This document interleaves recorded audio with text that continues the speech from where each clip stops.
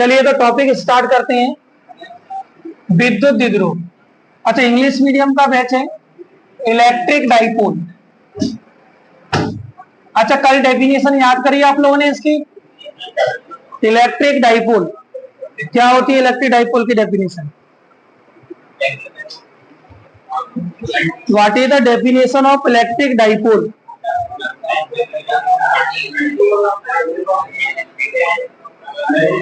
अरे टीपना नहीं है उसे।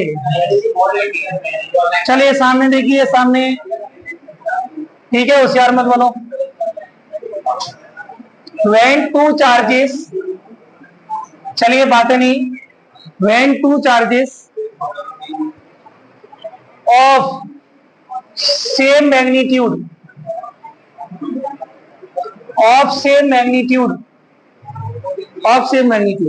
देखो आप लोग जो बच्चे थोड़ा सा पढ़ने में ठीक है, थोड़ा सा ध्यान देना बोर्ड पर। Same magnitude and opposite nature. हाँ, सेम मैग्नीट्यूड होना चाहिए, अपोजिट नेचर होनी चाहिए। अपोजिट नेचर होगी तो अपने आप ही अनलाइक चार्ज होंगे। Opposite nature are placed. सुबह के बैच में ही मैंने रिवीजन दिया है, उन्हें बता दिया कि आगे इसके बिना काम नहीं चलेगा हमारा। Are placed at a very small distance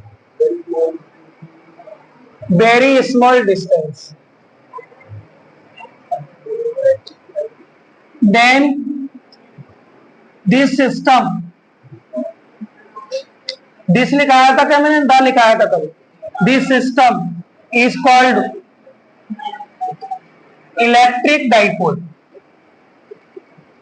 आई बात समझ में? पहले जब दो चार्ज हैं और दोनों की दोनों नेचर कैसी है? अलग अलग है। नेचर माइनस क्यू है और दूसरा प्लस क्यू है। सामने देखिए जी, माइनस क्यू जी प्लस, और दोनों एक स्मॉल डिस्टेंस पर रखे हैं। स्मॉल डिस्टेंस क्या होगी? कल की क्लास 2 है। इसे बोलेंगे हम लोग इलेक्ट्रिक डाइपोल। इलेक्ट्रिक डाइपोल एक सिस्टम है जिसमें हम देखते हैं कि दो जो चार्ज होते हैं, दो स्मॉल चार्ज होते हैं, दो पॉइंट चार्ज होते हैं, बहुत स्मॉल डिस्टेंस पर रखे होते हैं, और दोनों चार्ज की जो नेचर होती है वो अपोजिट होती है। आगे बात समझ में? अपोजिट नेचर के दो चार्ज एक स्मॉल डिस्टेंस पर रखे हों तो उस सिस्टम को क्या कहेंगे? उस सिस्टम को कहेंगे हम electric dipole. When two charges of same magnitude and opposite nature are placed at a very small distance, then this system is called electric dipole. कोशिश करो क्लास में याद हो, है ना? ऐसी डेफिनेशन तुम्हें दे दूं जिससे तुम लोग क्लास में बना के भी बोर्ड में लिखना पड़े तो लिख दो, है ना? इसी का मकसद है इस वाले बैच को चालू करने का। ठीक है, जो बच्चे आपके संपर्क के हों और इंग्लिश मीडियम का सेपरेट बैच चाहते हो तो इस बैच को मैं इसलिए रिकॉर्ड कर रहा हूं जिससे कि बच्चा उसे देखते ही यहाँ चीजों को समझने के लिए आ सके। ठीक है, चलिए आगे देखिए। अब माइनस क्यू हो गया, प्लस क्यू हो गया। अच्छा, यहाँ पर अपन ने कल डेफिनेशन लिखी थी, इसके नीचे कुछ लैंग्वेज लिखी थी। वो लैंग्वेज क्या थी? Let there is a, let A B लिख देंगे इसे। देयर ने कहा था A B is an electric dipole. Let A B is an electric dipole, लिखूंगा नहीं मैं इसे अब। Let A B is an electric dipole which is made up of minus Q and plus Q charges. अब इसके बाद लिखा था मैंने, फुल स्टॉप लगा दिया। The distance between two charges is 12। दोनों के बीच की डिस्टेंस है वो कितनी है? 12 है। विच इज वेरी स्मॉल, जो कि बहुत छोटी होती है, ज्यादा बड़ी नहीं है ये डिस्टेंस। इसे 12 क्यों लेट किया है? कल मैंने आपको बताया था इसके बीच में एक मिड पॉइंट होगा। जब हम इसे डिस्ट्रीब्यूट करेंगे लेंथ को, एल इधर हो जाएगी, एल इधर हो जाएगी। डिवाइड करेंगे इसे हम दो पार्ट में तो एल डिस्टेंस इधर हो जाएगी, एल इधर हो जाएगी, जिससे 12 को आसानी से हम डिवाइड कर सकते हैं। इसलिए इसे 12 के फॉर्म में डिवाइड करके नहीं रखा, या 12 की डिस्टेंस के रूप में इसे लेट किया है। अगला क्या है? अगला मैंने तुम्हें बताया था ये 12 बहुत शॉर्ट डिस्टेंस है, और ए और बी को मिलाने वाली एक जो लाइन है, ए और बी को मिलाने वाली जो लाइन है उसे बोल रहे थे डाइपोल एक्सिस। डाइपोल एक्सिस क्या है? The line joining the line joining the two charges, है ना, टू चार्जेस इज कॉल्ड बोलेंगे डाइपोल एक्सिस। ये आपका डाइपोल एक्सिस है। डाइपोल लेंथ भी उथिकल, the distance between the two charges is called dipole length. एक डाइपोल फील्ड था, the field which is generated by the dipole is called dipole field. ये चीजें कल की हो गई। अब अपन आएंगे डाइपोल मोमेंट पर। हिंदी में से बोलेंगे विद्युत द्विध्रुव। विद्युत द्विध्रुव बहुत खतरनाक नाम है, विद्युत द्विध्रुव, कोई नहीं करता इसे यार, तो आपको इंग्लिश में करना है इलेक्ट्रिक डाइपोल मोमेंट। शायद मैंने कल क्लास यहीं छोड़ दी थी, इलेक्ट्रिक डाइपोल मोमेंट। इसे देखिए, डेफिनेशन याद करिए किसी बच्चे ने। अच्छा तुम बताओ सबसे लास्ट में, इलेक्ट्रिक डाइपोल मोमेंट क्या होता है? हाँ, नहीं पढ़ी? इस बैच का मतलब यही है, मैं तुम्हें पूछूंगा भी, और इसकी फीस नहीं होती है। ये टीचर को खुद करना चाहिए, पूछेगा तभी तो याद होगा। किसे याद है इलेक्ट्रिक डाइपोल मोमेंट की डेफिनेशन? तुम्हें याद है? सुनाओ।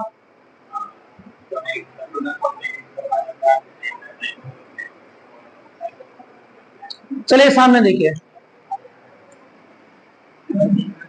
होशियार कोई होता नहीं, होशियार बनना पड़ता है। हमें चीजों को रोज याद करना पड़ेगा, नहीं तो आज फिर नया टॉपिक हो जाएगा। देखिए वैसे इंग्लिश में और हिंदी में कुछ नहीं लिखना, लेकिन यहाँ प्रोडक्ट है इन चीजों का, थोड़ा समझते हुए लिखना पड़ता है। द प्रोडक्ट ऑफ मैग्नीट्यूड, अभी लिखो मत ही, कल लिखा है तुम्हारे पास, magnitude of either charge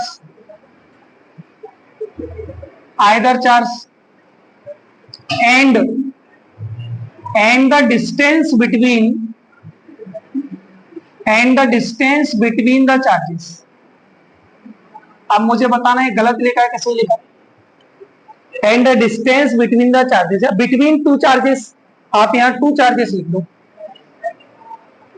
between two charges, एक ही बात है वो, यानी उनके बीच की डिस्टेंस को ही अपन बोल रहे थे डाइपोल लेंथ कह रहे थे।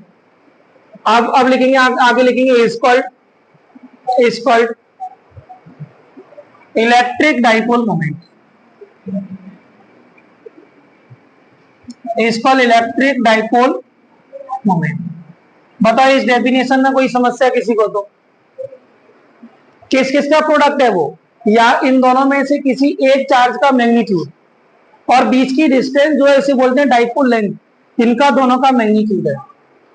अच्छा ध्यान दें सब लोग, इसे रिप्रेजेंट किससे करते हैं? It is denoted by P, और ये कैसी क्वांटिटी है? It is vector quantity. Vector quantity का मतलब होता है इसकी डायरेक्शन भी होगी, है ना, मैग्नीट्यूड तो हो गई, साथ ही साथ क्या होगी? डायरेक्शन। अब देखिए इसके आगे, इसका फॉर्मूला लिखो सब लोग, शायद मैंने यही छोड़ दिया था कल क्लास को। लिखिए फॉर्मूला क्या होगा? P is equal to, P से रिप्रेजेंट करेंगे एक चार्ज का मैग्नीट्यूड, तो माइनस क्यू प्लस क्यू, दोनों चार्ज सेम है, तो इनका मैग्नीट्यूड भी क्या होगा? सेम होगा। माइनस क्यू और प्लस क्यू का मैग्नीट्यूड क्या होगा? सेम होगा। तो क्या होगा बताओ, तुम बताओ, मैग्नीट्यूड क्या होगा दोनों चार्ज का?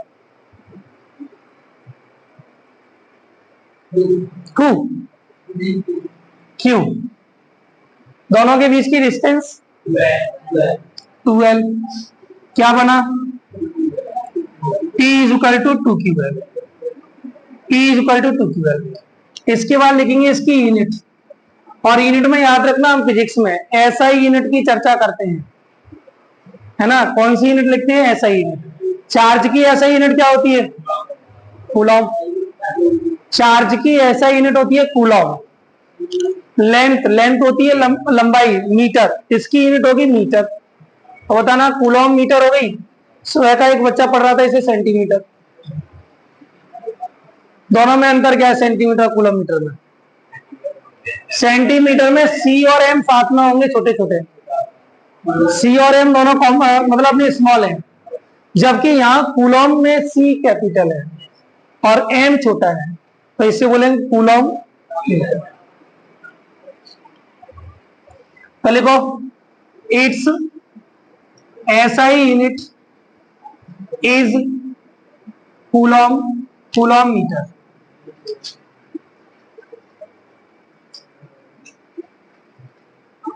It's SI unit is coulomb metre.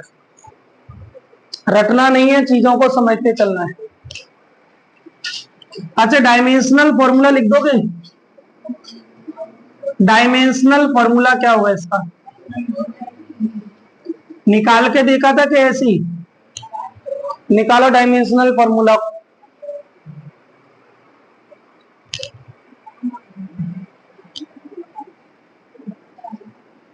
देखिए इस 2 का तो कोई डायमेंशनल फॉर्मूला नहीं होगा, कांस्टेंट है वो तो किसका होगा? क्यू का। क्यू क्या है इसमें? Q charge. चार्ज की ऐसा यूनिट कूलम होती है और इसका डायमेंशनल फॉर्मूला 80 होता है। कौन सा क्वेश्चन? क्वेश्चन नंबर 4 जो हमने पढ़ा था, तो उसमें लिखा है पूरी चीजों में एक चीज क्यू के बारे में लिखा है, तो क्यू इज 80, डायमेंशनल फॉर्मूला इसका 80 होगा। अच्छा, लेंथ, लेंथ क्या होती है? एक दूरी होती है, लेंथ होती है, तो उसके लिए अपन बोलेंगे एल। लेंथ मतलब उसका डायमेंशनल फॉर्मूला एल होगा, लेंथ का। ऐसे लिखते हैं अपन लेंथ। तो ये पहला जो लेटर है, इसी लेटर को उठा लिया है और इसी का डायमेंशनल फॉर्मूला क्या बना दिया? लेंथ का एल बना दिया। तो बताइए क्या बनेगा जी? अच्छा, इसके अंदर एम है क्या कहीं? जल्दी बताओ एम। तो एम को लिखेंगे 0, एल लिखेंगे जी वाला, ई, खत्म। जी इसका डायमेंशनल फॉर्मूला है, ओटी के रूप में पूछ लेगा वो कि इसका डायमेंशनल फॉर्मूला क्या है। तो डायमेंशनल फॉर्मूला होगा इसका M0 L E A। ए को लिखिए। इसके बाद नेचर। अच्छा, नेचर तो इसकी क्या है? वेक्टर क्वांटिटी है, लिख चुके हैं। तो इसमें लिखिए डायरेक्शन। जब ये वेक्टर क्वांटिटी है तो डायरेक्शन भी होगी इसकी, और इसका वेक्टर फॉर्म भी लिख लो यहीं पे। इसका वेक्टर फॉर्म क्या होगा? वेक्टर फॉर्म समझ तो पेपर वाला पूछ लेगा, इसका वेक्टर फॉर्म में लिखो इसे, यानी पी के ऊपर एरो लगा के दिखाओ। कैसे लगाएंगे ध्यान देना सब लोग। पी के ऊपर लगेगा, देखो यहां समझिए, पी के ऊपर लगेगा। क्यू स्केलर है तो क्यू के ऊपर नहीं लगेगा, क्यू स्केलर है, स्केलर पर कभी भी एरो नहीं लगते हैं। अब जी बच्चे जो अभी मान लो 1-2 क्लासेस में पढ़ रहे होंगे तो उन्हें स्केलर वेक्टर समझ में नहीं आएगा, क्योंकि जी 11 का है। और यहाँ अगर पढ़ोगे तो स्केलर क्वांटिटी मैंने बताई है क्यों स्केलर है। स्केलर मतलब होता है अदिश राशि। अब मैं यहाँ पर कोशिश करूंगा हिंदी वर्ड को ज्यादा यूज ना करूं, कंफ्यूज हो जाओगे वैसी वर्ड पालतू में। इंग्लिश मीडियम के बैच में इंग्लिश वर्ड हो तो बेहतर है। स्केलर मतलब जिसकी डायरेक्शन नहीं होती है, केवल मैग्नीट्यूड होता है। इसका क्या होगा? केवल मैग्नीट्यूड, डायरेक्शन नहीं होगी इसकी। और इधर देखिए 12, 12 एक लेंथ है, और लेंथ तो 2 प्रकार की लेंथ होती है, आपने देखी हो तो एक होता है डिस्प्लेसमेंट, है ना, डिस्प्लेसमेंट, और एक होती है सिंपल लेंथ। लेंथ कैसी भी हो सकती है, जिसे हम लोग लंबाई कहते हैं, है ना, दूरी कहते हैं। दूरी, और आपने पढ़ा हुआ दूरी और विस्थापन, डिस्टेंस एंड डिस्प्लेसमेंट। तो डिस्टेंस जो होती है वो भी लेंथ होती है, और डिस्प्लेसमेंट होती है वो भी लेंथ होती है। लेकिन अब ध्यान देना है कि डिस्प्लेसमेंट क्या है? Minimum distance between 2 points. तो यहां मिनिमम डिस्टेंस की तो चर्चा है बीचों बीच, तो इसे क्या बोलेंगे? हम डिस्प्लेसमेंट कहेंगे। और जब डिस्प्लेसमेंट कहेंगे तो एक वेक्टर क्वांटिटी होगी, और वेक्टर क्वांटिटी होगी तो उसमें क्या लगेगा? वेक्टर लगेगा। आई बात समझ में कि नहीं? वेक्टर क्वांटिटी डिस्प्लेसमेंट होती है, जो मैंने तुम्हें बता दिया बेसिक क्लासेस में चला था टॉपिक। तो अपन लिखेंगे इस पर वेक्टर लगा देंगे, तो ये इसका वेक्टर फॉर्म हो गया। अच्छे से समझते हुए चलोगे तो चीजें आसान होंगी। ये कंफर्म है, मैं इसमें जो 10-15 मिनटों में पढ़ा लूंगा वो उस बैच में 1 घंटा खपत करता है। उस बैच में 1 घंटे में होती है चीजें, और वो इस बैच में आधा घंटे में आराम से हो जाएंगे, क्योंकि वहां हिंदी भी तो लिखनी होती है। इंग्लिश भी हिंदी भी, और इसमें क्या चल रहा है, केवल इंग्लिश इंग्लिश। थोड़ा ना बोरियत लगेगी क्लास को कि इंग्लिश अब तक तुमने इतनी अच्छे से पढ़ी कहाँ है, नहीं तो मैं पूरी तरीके थ्रॉट इंग्लिश में बात करूंगा तो और प्रॉब्लम। तो अपन हिंदी इंग्लिश का कॉम्बो लेके चल रहे हैं, आजकल कॉम्बो का ज्यादातर प्रचलन चल रहा है, हिंदी भी समझ रहे हैं बच्चे, इंग्लिश भी। वर्ड्स और वर्ड्स हिंदी और इंग्लिश की मैच करके चलेंगे। डिस्टेंस को हम डिस्टेंस पढ़ेंगे, मतलब ये ऐसे पढ़ेंगे, उसे दूरी शब्द से प्रोनाउंसिएशन नहीं करेंगे। आई बात समझ में। अब इसकी डायरेक्शन क्या होगी, प्रश्न बनता है डायरेक्शन का। अच्छा, इंटेंसिटी पढ़ी थी आप लोगों ने, उसकी डायरेक्शन क्या होती है, what is the direction of intensity, किधर से किधर को होती है, जिस डायरेक्शन में फोर्स लगता है, यानी डायरेक्शन जो होती है इसकी पॉजिटिव चार्ज से निगेटिव चार्ज की होती है। The direction of intensity is from positive charge to negative charge, पढ़ा है आप लोगों ने। इसकी अपोजिट होती है, तो अगर आपसे पूछे इसकी डायरेक्शन क्या है, इसकी डायरेक्शन होगी opposite to intensity of electric field, electric field की अपोजिट होगी। तो इलेक्ट्रिक फील्ड की डायरेक्शन होती है पॉजिटिव चार्ज से निगेटिव चार्ज, तो इसकी डायरेक्शन क्या होगी, नेगेटिव चार्ज से पॉजिटिव चार्ज। आई बात समझ में। तो आपको लिखना है इसमें डायरेक्शन, और पूछी गई डायरेक्शन है कई बार पेपर्स में, तो इसे अच्छे से याद रखना। तभी तो हमने देखो पहले निगेटिव रखा और उसके बाद क्या रखा, पॉजिटिव, यानी जो इसके ऊपर डाइपोल मोमेंट लगेगा उसकी डायरेक्शन जो होगी, यानी पी की डायरेक्शन जो होगी ना वो जी होगी। मेरी बात समझे सब लोग, इसे दर्शाओ भली मत, लेकिन समझ में तो आनी चाहिए ना। जिसकी डायरेक्शन किधर से होगी, माइनस से लेके प्लस की, इधर से इधर की वो डायरेक्शन, इंटेंसिटी के अपोजिट। तो इंटेंसिटी की डायरेक्शन होती है वो क्या होती है, पॉजिटिव से निगेटिव। तो इंटेंसिटी की डायरेक्शन देखो तो इधर को होगी, electric field lines positive charge से निकलती हैं और निगेटिव की ओर जाती हैं, तो निगेटिव की ओर जा रही है ना वो। तो अगर इलेक्ट्रिक फील्ड की डायरेक्शन देखो तो वो जे है, और जो अपनी डाइपोल मोमेंट की देखोगे तो वो इधर को है। आई बात समझ में कि नहीं, आप चित्र पर दर्शाना चाहो तो दर्शा सकते हो, अच्छे से समझ में आ जाएंगी चीजें। तो लिखो इसमें, its direction is from negative charge to positive charge। आ रही बात समझ में कि नहीं, रटोगे तो चीजें आसान नहीं होंगी। तो इसकी डायरेक्शन होती है from negative charge to, negative charge से लेके पॉजिटिव चार्ज की ओर होगी।